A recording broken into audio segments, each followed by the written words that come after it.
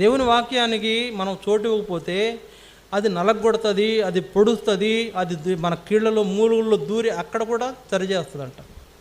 Surgery. దేవుని వాక్యము నీ లోపల సర్జరీ చేస్తుంది, కోసివేస్తుంది. ఏమో నీకు లోపల నాకు తెలిసి ఆపరేషన్ చేసినప్పుడు సర్జరీ చేస్తే బ్లడ్ వస్తుందా రాదా?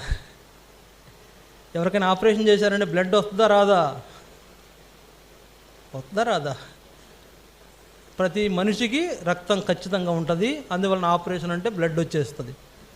ఇప్పుడు ఈ వాక్యం అనే ఆ యొక్క వాక్యము నీ కీళ్లల్లోకి మూలుగుల్లోకి నీ లోపలికి దూరి అక్కడ సర్జరీ జరుగుతుంటే బ్లడ్ రావాలా వద్దా? రక్తం కారదా అక్కడ లోపల?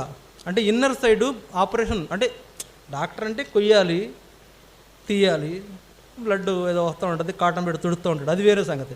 కానీ వాక్యము మన హృదయంలోకి దూరి చేసే సర్జరీకి గాయం అవుతుందా? అవ్వకపోతే నువ్వు అసలు విశ్వాసవే కాదు.